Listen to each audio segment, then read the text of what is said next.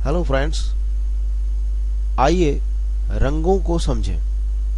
हम सभी चाहते हैं कि जो रंग छपें हमें पक्का पता हो कि वह सही छपेंगे या नहीं। तो आइए इसे जानेंगे। प्रिंटिंग में CMY के रंगों का इस्तेमाल होता है, यानी CMYK। इनका मतलब है C फॉर सियान यानी कि आसमानी नीला, M फॉर मैजेंटा यानी कि इस तरह का डार्क गुलाबी, Y फॉर येलो, येलो कैसा, जैसे नींबू जैसा पीला, बिल्कुल bright yellow, K for black यानी कि काला रंग। इन रंगों में यानी सियान को अगर हम प्रेजेंट करते हैं तो 100% का मतलब है प्योर सियान कलर यानी पूरा रंग। और जब हम 100% से नीचे के रंग इस्तेमाल करते हैं यानी कि परसेंटेज को डाउन करते चले जाते हैं, जैसे कि इस तरह से, तो जो सियान रंग है वो इस तरह से हल्का होने लगता है। ऐसे लगता है जैसे इसमें व्हाइट की मिक्सिंग कर दी हो। तो इस तरह के रंगों को टिंट कहते हैं। इसको ऐसे समझ सकते हैं, 100% से नीचे हल्का रंग यानी कि टिंट कहलाता है। तो इसी तरह से मैजेंटा, येलो और ब्लैक के हम टिंट बना सकते हैं। और जब हम किसी रंग में यानी कि सियान, मैजेंटा, येलो, इनमें जब हम ब्लैक रंग को मिक्स करते हैं तो ये डार्क कहलाता है। जैसे कि यहाँ पे हमने इसमें 30% ब्लैक मिक्स किया है, उसकी रीडिंग आप यहाँ पे देख सकते हैं। सियान 100 है, मैजेंटा कुछ नहीं है, येलो भी कुछ नहीं है यानी कि 0 है, और ब्लैक में 30 डला है।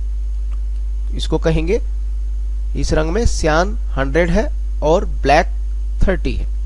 इसी तरह से इस पे आप देखें तो इसमें मैजेंटा 100 है और सियान 0 है, येलो भी 0 है और ब्लैक 30 है। और इस येलो के अंदर येलो 100 है और ब्लैक 30 है और बाकी दोनों 0 हैं। इसके बाद बारी आती है कि रंग कैसे बनते हैं, और उसके साथ ही जानिए कि रंग लाइट कैसे होते हैं और डार्क कैसे होते हैं, और उसके बाद इन पे कैसे हम डिजाइनिंग में टेक्स्ट मैटर को प्रेजेंट करते हैं। तो इसका एक बहुत सिंपल सा नियम है, लाइट पर डार्क यानी लाइट कलर पर डार्क कलर का इस्तेमाल करेंगे। जैसे कि यहाँ पे ये लाइट कलर है और इस पे ये डार्क कलर का इस्तेमाल हो रहा है। दूसरा है डार्क कलर पर लाइट कलर का इस्तेमाल करेंगे, जैसे कि यहाँ ब्लैक में हमने व्हाइट का इस्तेमाल किया। तो इससे क्या होता है कि कलर बहुत अच्छी तरह से खिल के नजर आते हैं। जैसे कि यहाँ पे आप देखें तो ये डार्क है, ये डार्क है, ये थोड़ा सा लाइट है, ऐसे ये थोड़ा सा लाइट है। तो जब थोड़े से लाइट पे लाइट कलर इस्तेमाल करेंगे तो कलर जो है इस तरह से वीक से नजर आते हैं। तो इस तरह से समझा हमने कि लाइट पर डार्क और डार्क पर लाइट का इस्तेमाल करते हैं। तो अभी हम समझेंगे कि रंग कैसे बनते हैं। तो आपने जाना कि CMYK से ही पूरी ऑफसेट प्रिंटिंग होती रहती है, इसी में ही हमारे सारे कलर बनते हैं। तो पहले देखते हैं नीला कलर कैसे बना है। नीले कलर में अगर आप इसे सेलेक्ट करेंगे तो आप देखेंगे कि सियान 100 है और मैजेंटा 80 है। जी हाँ, इस बात को समझिए, जो मेन कलर है, जैसे हम नीला कलर चाहते हैं तो मेन कलर ये बनेगा सियान से। तो सियान की पावर को अगर ज्यादा रखेंगे, और दूसरा कलर है मैजेंटा, मैजेंटा की पावर को कम रखेंगे तो नीले रंग का शेड नजर आएगा। लेकिन अगर हम जैसे कि यहाँ वाला नीला कलर ज्यादातर इस्तेमाल करते हैं, जिसमें 100 सियान होता है और 100 मैजेंटा होता है, इस कंडीशन में कलर तो दोनों बराबर हैं, पर छपते वक्त इसका शेड थोड़ा बहुत बैंगनी जैसा नजर आता है।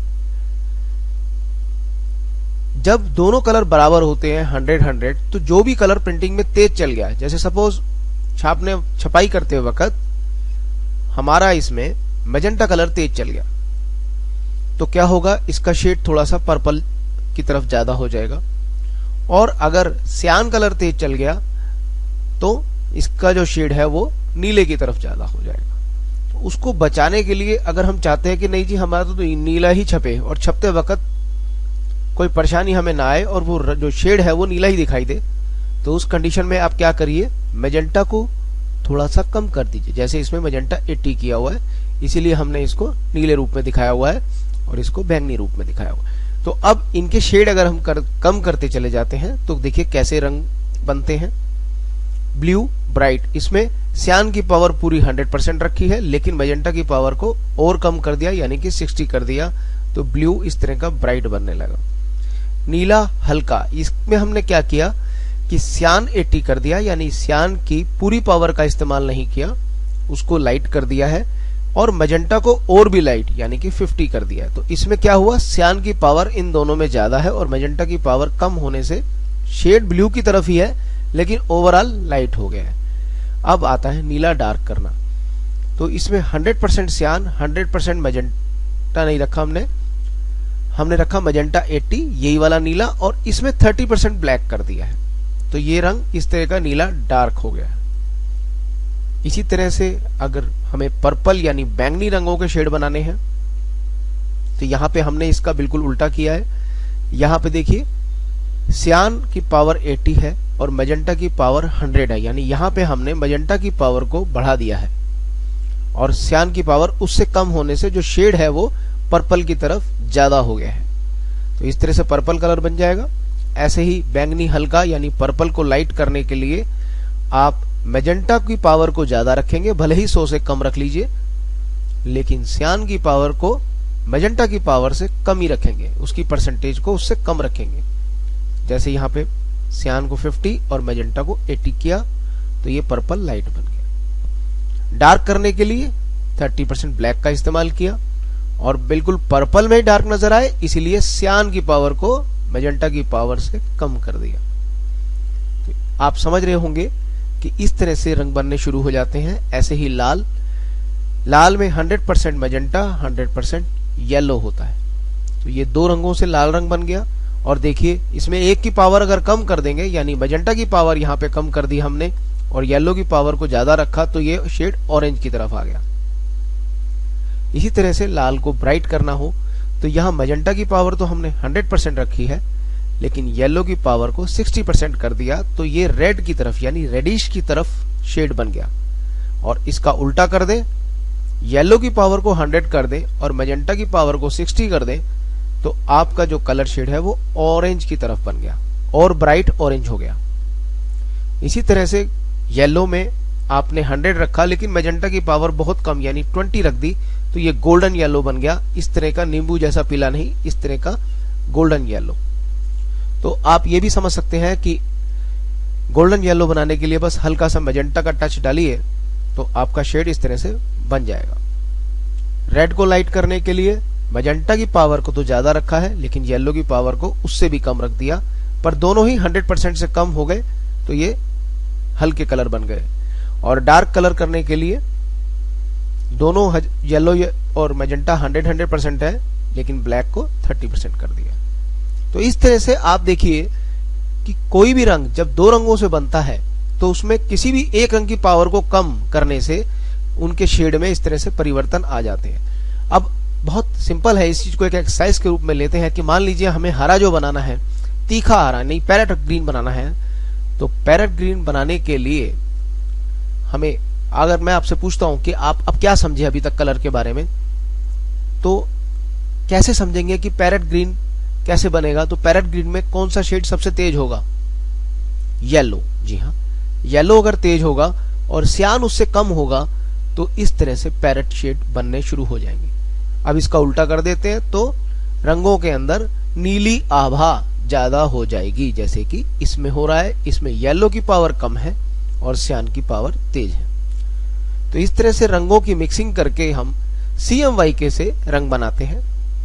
अब आपको बताते हैं कि गोल्डन और सिल्वर कलर कैसे बनते हैं। गोल्डन कलर के लिए आप देखेंगे कि यहाँ 3 कलरों की मिक्सिंग है।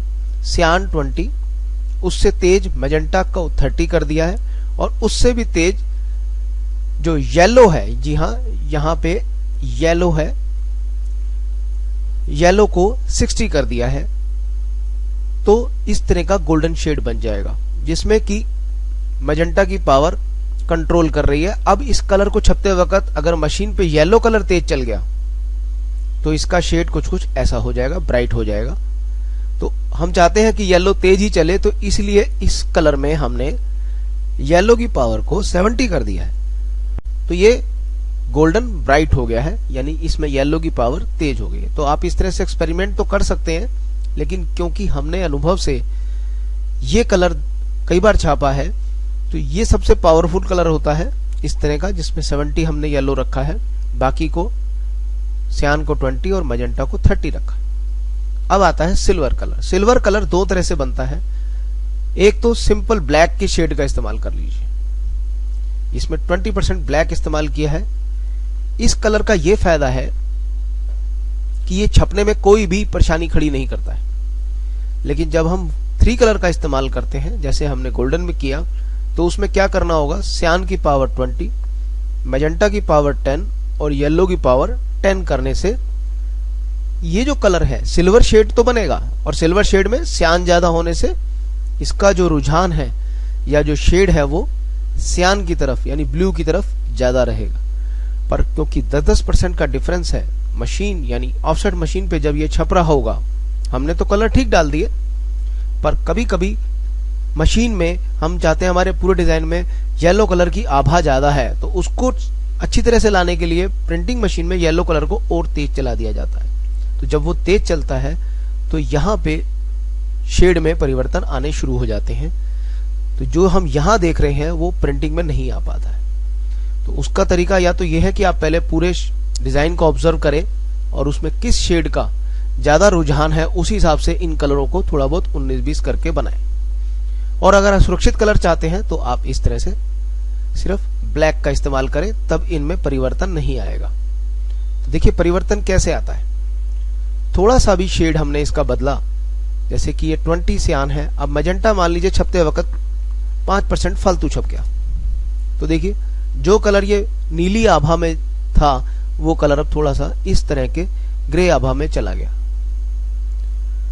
यानी कि इसका शेड इस तरफ ज्यादा झुक गया। और अगर आप छपते वक्त इसमें ये कलर तो ठीक रहा, लेकिन येलो जो है बढ़ते हुए 15% तक चला गया, तो देखिए इसमें मटमैलापन ज्यादा आ गया। और इसी तरह से अगर इसमें सब कुछ ठीक रहा लेकिन सियान ही ज्यादा बढ़ गया, यानी कि वो तो 25 हो गया और बाकी सब 10 ही रह गए, तो देखिए इसमें इस शेड से ये तेज हो जाएगा। तो इस तरह से रंग जब छापे जाते हैं तो उनका संतुलन बनाने के लिए हम थोड़ा बहुत मार्जिन रख के चलते हैं। ये बिल्कुल ऐसे ही है जैसे आप कहीं बाजार में सामान लेने जा रहे हैं और आप एक आकलन करते हैं, एक बजट बनाते हैं कितने पैसे खर्च होंगे। अगर 100 रुपए खर्च हो रहे हैं तो आप 150 या 200 रुपए लेके चलते हैं, तो एक मार्जिन लेके चलते हैं आप। इसी तरह से रंगों का छपने वक्त अगर मार्जिन का आप ध्यान रख लें तो आपके रंग बिल्कुल एक्यूरेट ही छपेंगे। तो इस ट्यूटोरियल का इस्तेमाल कीजिएगा और इस